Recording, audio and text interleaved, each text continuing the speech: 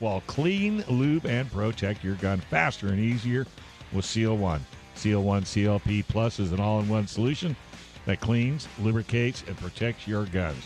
It's also natural, non-toxic, and environmentally friendly. Seal One was founded by a Navy SEAL here in San Diego, and all their products are made in the USA. Seal One is also a strong supporter of the San Diego County Gun Owners, so we are very proud to have them on board. Clean your gun faster and better with Seal One. Use the code GOR25 for a 25% discount off your first order on their website, so check them out. All right, Wendy, who have you got next for a guest? I'm super excited about this one. I haven't talked to her in a little while, but I have Beth Alcazar on the line from USCCA. She's a fellow well-armed woman chapter leader. I think I met her, maybe 5 or 6 years ago now. I think it was in a Chief RSO class, probably. So, yeah, we're going to chat about what she's been up to lately. Beth, are you there? I am here. And, yeah, it's been such a long time. It just breaks my heart, especially, the last couple of years. It's like everything gets canceled or postponed or whatnot. So it's been rough. Yeah, and we got to get back together soon.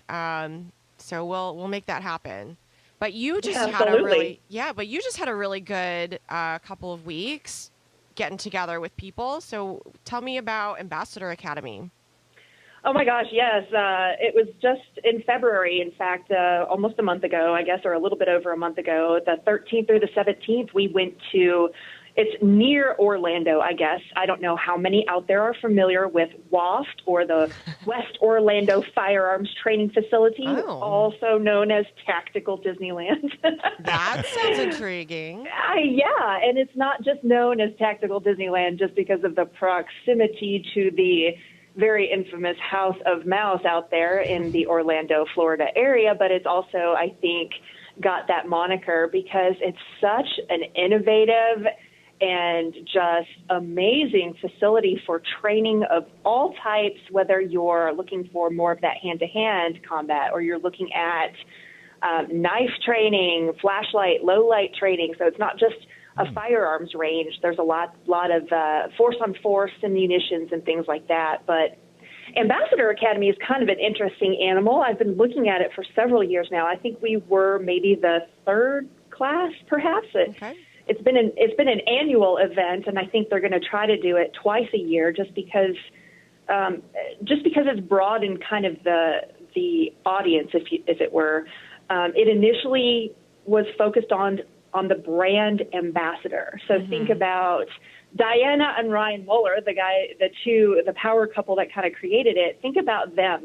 They're pro gunners, they're sponsored shooters, they hunt, they teach, they're out in front of the public. They're also big 2A advocates. Right. And, that's a lot of hats to wear. Even though it's all gun and 2A related, that's a lot of stuff to be able to speak proficiently, to be able to shoot proficiently, to be able to kind of juggle all these various tasks. So they created this really cool event where basically I kind of call it where the 2A pros go to learn and play, because that's exactly what we do. We learn a lot of really great stuff, but man, it's also so much fun. I cannot lie. So it's focused a lot on how much of it is focused on the brand ambassador part?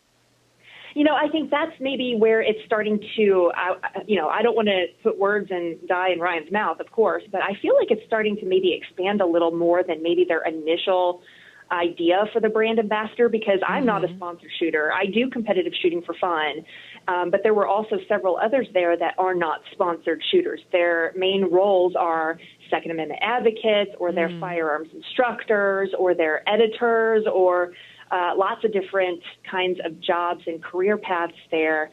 So now the focus, I think, still is, think about any of those jobs or any of those roles within the 2A community. Think about how often we're engaged with media and how sometimes that can be negative or hostile communications. So there's a lot of focus on how do you deal with that reporter who doesn't agree with anything you're saying, or is trying to maybe lay a trap for you or make you look bad. In the 2A community, we see that a lot. So it's really an interesting spin on, how to conduct those interviews and stay in control of your message and make sure it's a powerful and meaningful one. That's such a great program to think about. I mean, we as Second Amendment advocates, we're growing in number. People are getting more outspoken about it, doing more things, creating more tangible results, especially when it comes to engaging in the media. And, at San Diego County Gun Owners, we've been very lucky that we have a very positive relationship with most media companies.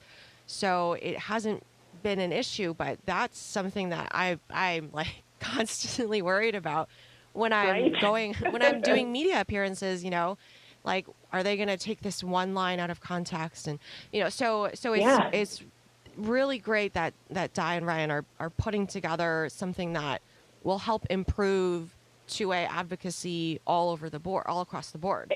Exactly. And that's where I think it was very meaningful for me. I mean, granted, I'm editor with Concealed Carry Magazine, so it makes for a really good story, don't get me wrong.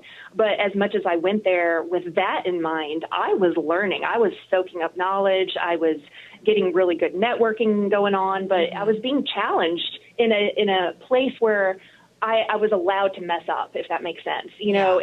If I didn't say the right thing, it's okay. In this environment, we could say, okay, well, no, let's rewind. We would not say that. Let's polish that. Yeah. Let's fix that. What would be a better, more powerful, more effective way to say that? And the same thing goes for, like the self-defense training. That was also a place where I could mess up and I could practice and I could fail in an environment where it was safe and where I could, fix those missteps, or I could work on things that maybe I'm just not naturally gifted or naturally skilled or just hadn't practiced.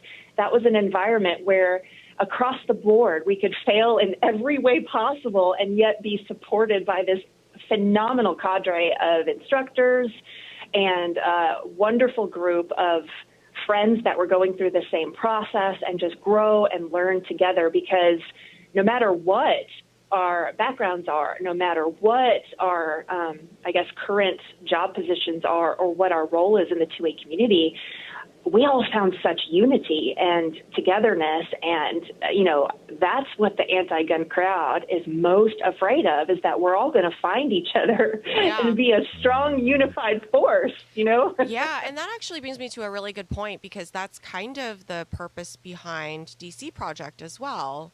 Yes. So talk to me a little bit about that program.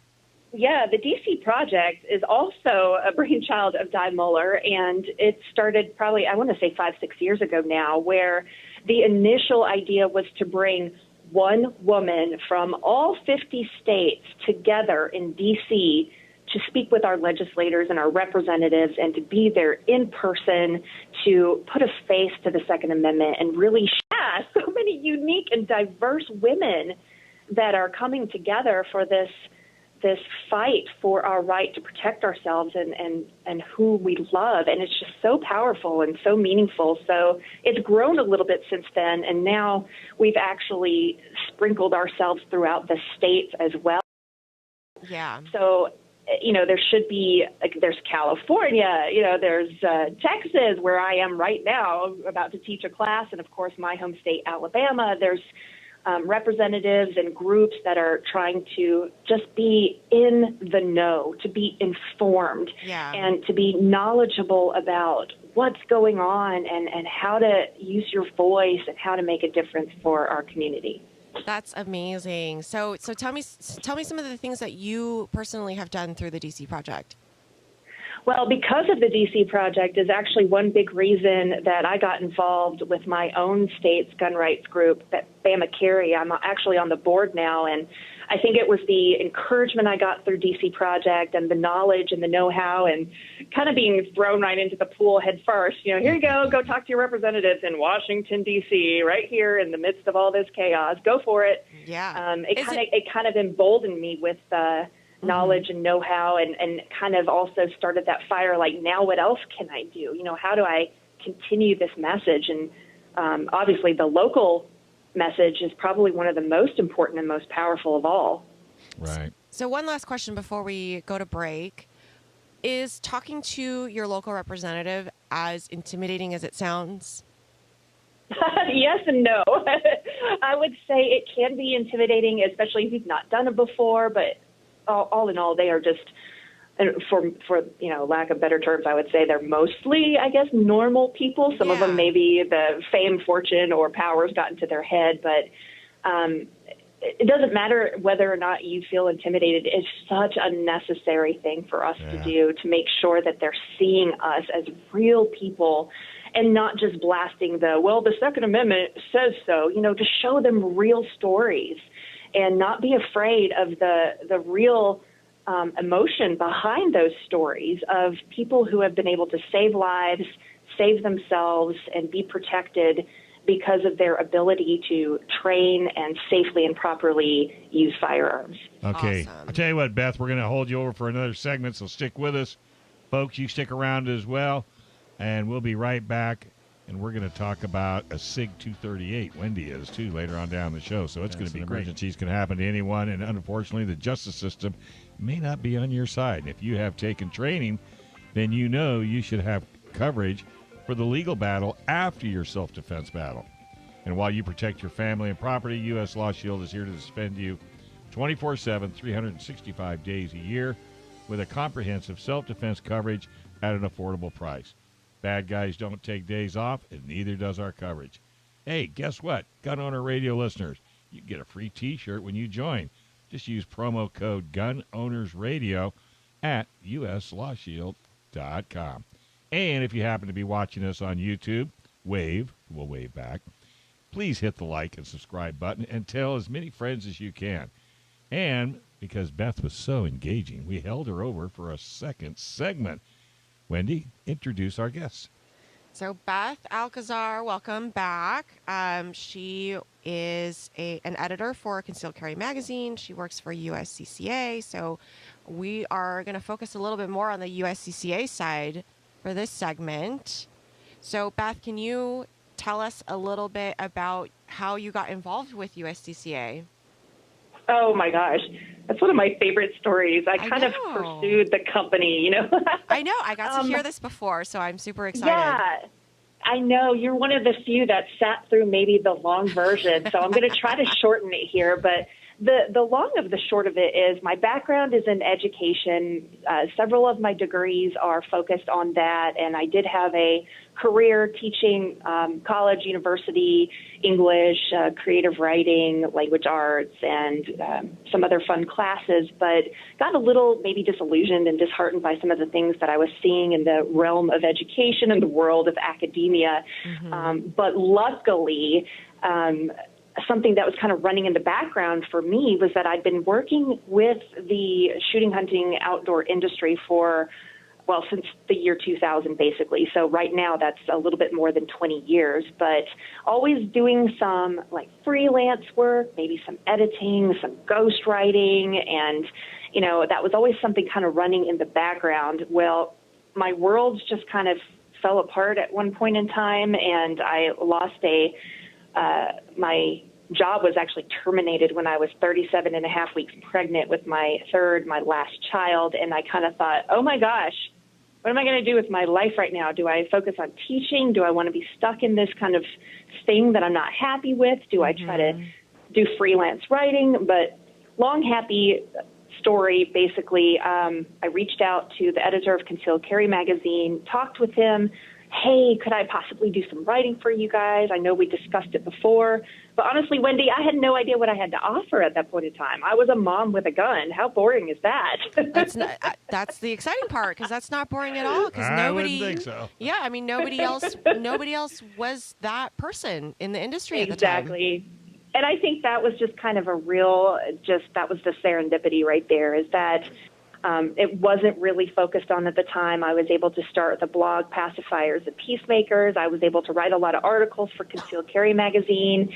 But I really wanted to focus more on women and products for women. So I convinced them we needed to do some videos, and we needed to do women's curriculum, and then we needed to do a women's section of the magazine. And lo and behold, they did all those things and basically decided that it would probably be better to bring me on board rather than pay me as a contract person, you know? So keep all of your intellectual property. I guess, sort of, and not have to pay me per project. And I mean, it's just been an awesome experience ever since, just to really kind of combine this love and passion for teaching and educating and bring it into the world of firearms and really make sure that they played nicely together. Yeah. Yeah. So you helped write, or you wrote the, I'm going to get the title wrong now, but the Women's Concealed Carry book for USCCA. Yes. It's the Women's Handgun and Self-Defense Fundamentals is the curriculum that I created with USCCA. And what's really cool is that when the book went into its second edition, a dear friend of mine redesigned it, and she is just phenomenal. And then another fabulous friend of mine edited it, and she is phenomenal. So you can literally say that this curriculum was created by a woman, designed by a woman, edited by a woman, all for women. So it's like a real powerhouse of opportunity there. That's what I like to hear.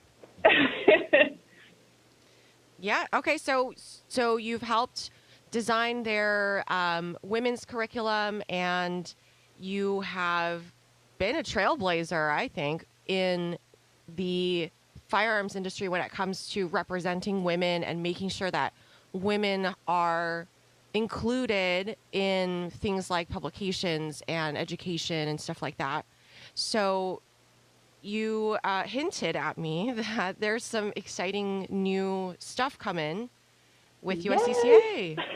That's right. Not only have we really pushed hard for female representation across the board wherever it was feasible and it wasn't forced, obviously. You know, Wendy, how all of us ladies in the industry hate it when something is forced. Like, the pink that is not acceptable. Oh, yes. man. Okay. So we've worked really hard across the board on things like that. But now I have had the joy of creating a children's curriculum. So my husband and I got a chance to film some e-learning, and that is currently, I think, available through the USCCA's Protector Academy, which is a real cool thing our members can go through and kind of get their training on their own pace at their own time, almost like different levels of school and classes. But right now I have just finished up the actual textbook, and Nice.